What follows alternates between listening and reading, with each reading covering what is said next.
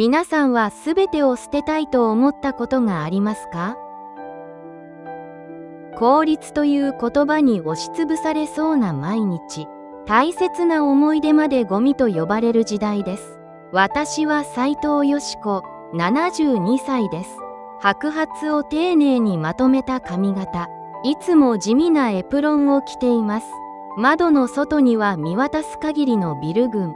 高層マンションの32階。そこが私の今の居場所です。静かすぎるリビングで、私は一人、小さな箱を見ていました。箱の中には古い写真が住まい。それは30年前の下町の景色です。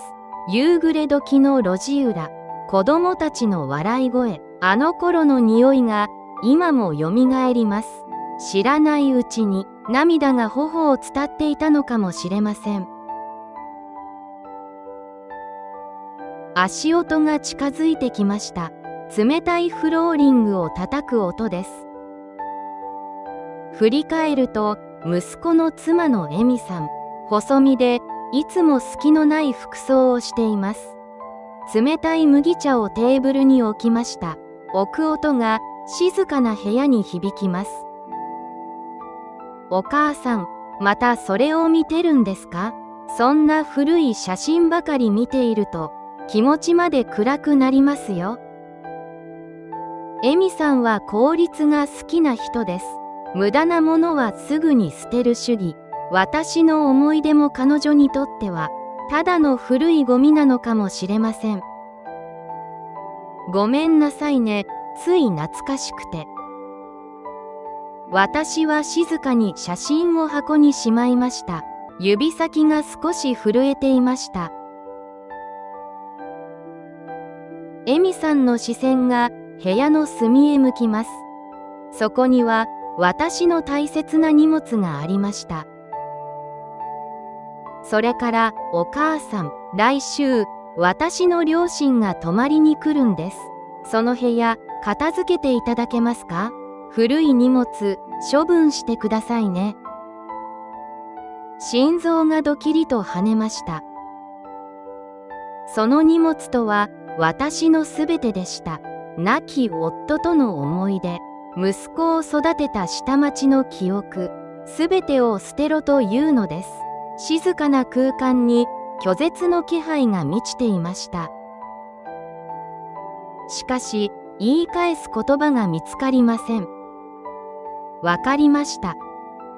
私はただ、それしか言えませんでした。喉の奥が熱くなっていました。夜、仕事から帰った息子の健太、大企業の部長をしています。テレビを見ながらビールを飲んでいます。スーツ姿のままソファに深く座り込んでいます。私は思い切って話しかけました。健太、あの下町の家だけどね。息子は面倒そうに私を見ました。母さん、もうあの町はないよ。再開発でビルになったんだから、今の生活が一番幸せだろう？息子はすぐにスマホに目を戻しました。ビールの缶を置く音が重く響きます。息子の言葉には過去への未練はありませんでした。テレビの音が響く広い部屋。私の心はどこにもありませんでした。本当にあの町は消えたのだろうか。私の生きた証は無駄だったのか。窓の外から風の音が聞こえました。あの暑くて暖かかった昭和の夏が私を呼んでいるような気がしたのです。翌朝、私は小さな財布を持ちました。ポケットには1枚の写真だけ。家の中はまだ静かです。私は玄関のドアを静かに閉めました。カチャリと音がしました。私はどこへ向かうのでしょうか。消えたはずの街に何が待っているのでしょうか。次回、よしこを待ち受ける驚きの再会とは。翌朝の家の中は慌ただしかったです。エミさんは朝から掃除機をかけています。高い機械の音がリビングに響きます。私はいつものように静かに佇んでいました。白髪を丁寧にまとめた髪型、いつも地味なエプロンを着ています。エミさんは急に手を止めました。ベランダの隅へ向かっていきます。彼女が手に持っていたものが見えました。古い木彫りの看板でした。私が下町で営んでいた小さな惣菜店の看板です。文字は少し薄くなっていました。しかしぬくもりは残っていました。知らないうちに私の体は動いていました。私は思わず声を上げそうになりました。しかし喉の奥で言葉が止まります。静かな緊張が部屋を包みました。あ、それは。エミさんは振り返りもしません。大きな黒いゴミ袋を広げます。もうボロボロですし、虫が出たら困ります。こういう古いものは今の家に合いません。ガサリと重い音が響きました。看板が袋の中に消えていきます。健太のために必死で守った店。あの看板を見て毎日頑張れました。それが無駄なものとして扱われます。私の生きた証が一瞬でゴミに変わっていきました。胸の奥が締め付けられるようでした。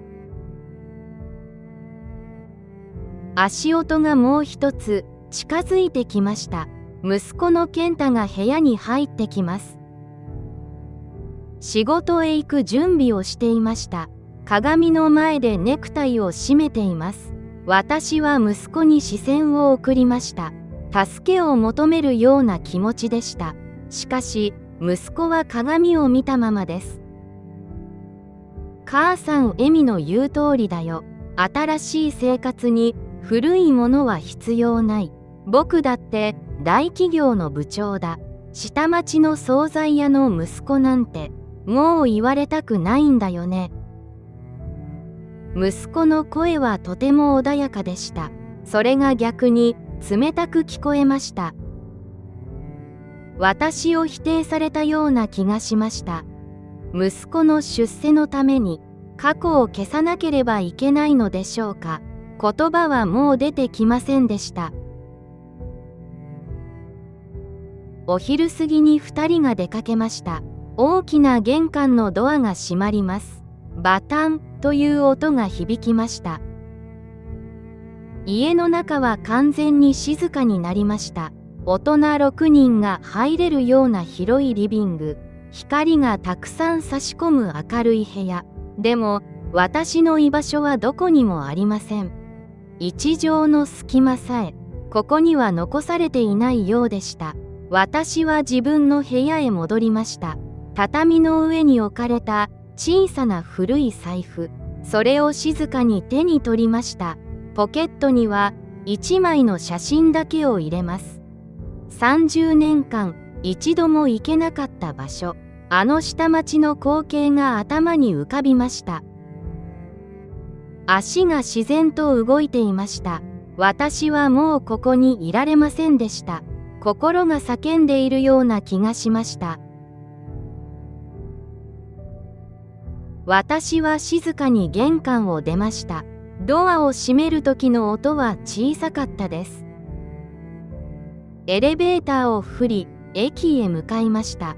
電車を何度も乗り継ぎます。窓の外の景色が変わっていきました。洗練されたビル群が遠ざかります。少しずつ古い民家が見えてきました。見覚えのある景色が近づきます。胸の鼓動が速くなっていきました。本当に何も残っていないのかな。私は心の中でつぶやきました。もしあの町が完全に消えていたら、私の人生も本当にゴミになってしまう。恐怖で足が少し震えました。でも確かめずにはいられませんでした。私の生きたあの暖かかった昭和の時代を。私は駅の改札を出ました。そこに待っているのは絶望でしょうか、それとも小さな奇跡でしょうか。駅から歩いて10分ほど経ちました。かつての記憶を頼りに進みます。周りは大きなマンションばかりでした。やはりあの街は消えてしまった。そう諦めかけたその時でした。大きなビルの裏側に隙間を見つけました。一本の狭い路地が伸びています。私は引き寄せられるように進みました。一歩足を踏み入れた瞬間です。周りの空気が静かに変わりました。アスファルトが途切れています。古いコンクリートの床が現れました。軒先からガラスの風鈴が下がっています。チリンと優しい音が響きました。風の音が耳をかすめていきます。そこには30年前の景色がありました。そのままの姿で残されていたのです。知らないうちに足が震えていました。木造の古い屋並みが続いています。夕暮れの赤い光が路地を染めていました。懐かしい匂いが鼻をくすぐります。お盆の時期に帰ってきたような感覚でした。不思議な安心感が広がります。路地の奥へさらに進んでいきました。見覚えのある古い店構えが見えます。木製の看板が静かに下がっていました。松本和菓子店と書かれています。私が昔お惣菜店をやっていた時のすぐお隣にあったお店でした。店先にはガラスのケースがあります。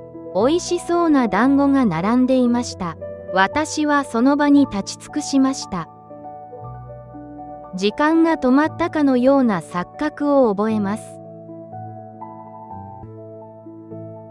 お店の中から気配がしました。足音がゆっくり近づいてきます。奥から一人の男性が出てきました。40代後半の体格の良い男性です。作業着を着て白い粉をつけていました。その顔を見た瞬間です。私は息を飲みそうになりました。古い記憶が鮮やかによみがえります。かつての幼なじみの面影がありました。男性は私に気づいて視線を向けます。いらっしゃいませ。男性の声が路地に響きました。私は震える声で尋ねました。もしかしてたけし君？つよくんは大きく目を見開きました。私をじっと見つめています。時間がしばらく流れたようでした。静かな沈黙が路地を包みます。やがてたけし君の口が開きました。もしかしてよしこおばさん？斉藤の惣菜屋のよしこさんですか？つよくんの声が少し震えていました。幼なじみの息子のつよくんです。かつて私の店に毎日来ていました。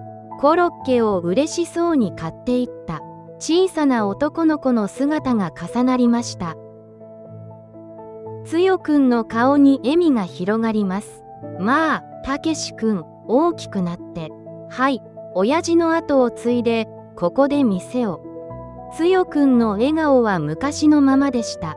温かくて少し不器用な笑顔です。つよくんは私を店の中へと促しました。私はゆっくりと足を一歩進めました。都会のマンションを出てから数時間、私の心は激しく揺れ動いていました。捨てられたあの木彫りの看板、否定された私の生きた証。それらがこの路地で今つながろうとしています。お店の奥へと進んでいきました。畳の匂いが優しく漂ってきます。古い扇風機が静かに首を振っていました。私はそこに座るように勧められます。これから何が始まるのでしょうか。この場所でどんな真実が明かされるのでしょうか。次回、よしこの流した涙の理由とは。奥の部屋はとても静かでした。古い扇風機がゆっくり回っています。私は座布団の上に腰を下ろしました。白髪を丁寧にまとめた髪型、いつも地味なエプロンを着ています。つよくんが私の前に座りました。手には温かいお茶を持っています。私は自分の手が震えていることに気づきました。都会のマンションでの出来事。エミさんに言われた冷たい言葉、ゴミ袋に入れられたあの日の看板、すべてが頭を駆け巡ります。私は静かにうつむくしかありませんでした。つよくんが静かに立ち上がりました。奥の戸棚から何かを取り出します。小さな木箱を抱えていました。それを私の前の机に置きます。箱の中から一冊のノートが現れました。表紙は少し黄色く色あせています。私はそれを見て息を飲みました。私の手書きの文字が残っていました。よしこの惣菜レシピと書かれています。30年前に忘れていったものでした。指先でそっと触れてみました。つよくんが静かに語り始めました。その声はとても優しかったです。うちの親父がね、ずっと大切に持ってたんです。よしこさんの惣菜がこの町の胃袋を支えてたんだって。あの温かい味があったからみんな頑張れたんだって。私は言葉を失いました。都会では誰も求めてくれなかった過去。息子にさえゴミだと言われた記憶。それがここでは宝物でした。私の歩んできた人生、決して無駄ではなかったのかもしれません。胸の奥から熱いものがこみ上げてきました。つよくんはさらに続けました。力強い言葉でした。この路地が今も再開発を拒んでいるのは、おばさんたちが作ったこのぬくもりを守りたいからです。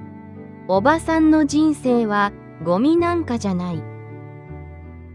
私はついに涙を流しました。声を出さずに静かに泣きました。捨てられたあの木彫りの看板、否定された私の生きた証。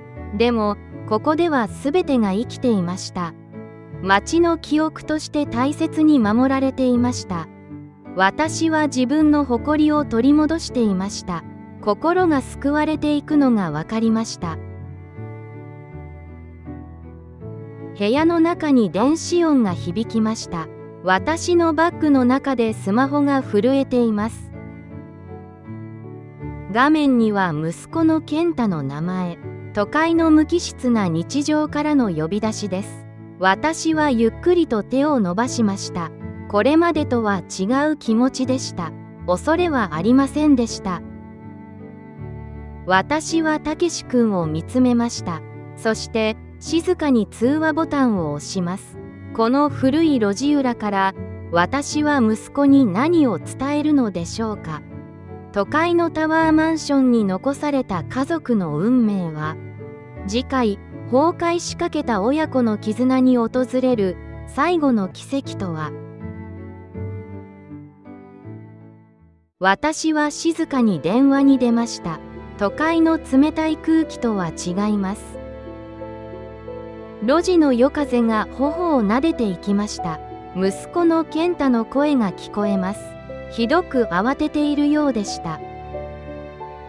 母さん、どこにいるんだ。急にいなくなるなんて何かあったのか。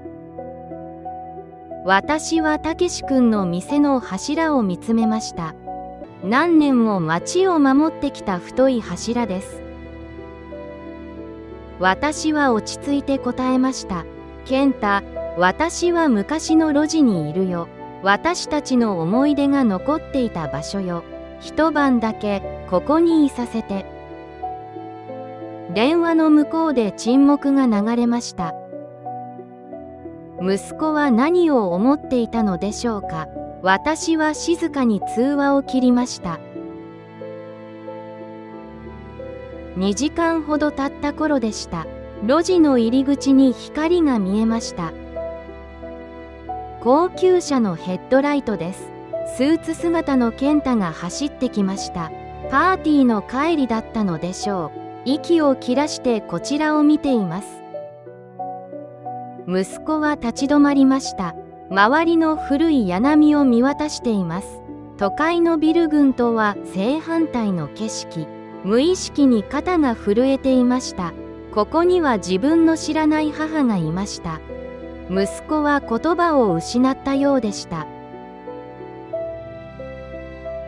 つよくんが健太を招き入れました。畳の部屋で3人が向き合います。つよくんが古いノートを出しました。母が残したレシピのノートです。健太はそれを手に取りました。ページをめくる指が止まります。そこには息子の成長の記録がありました。健太が喜ぶコロッケのコツ、母の手書きの文字が踊っています。息子はノートを抱きしめました。静かに肩を震わせ始めました。母の愛はゴミではありませんでした。それは今の息子の体を作った宝物です。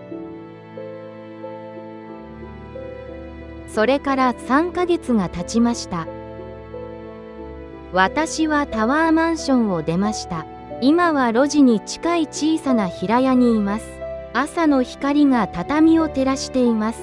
トントンと包丁の音が響きます。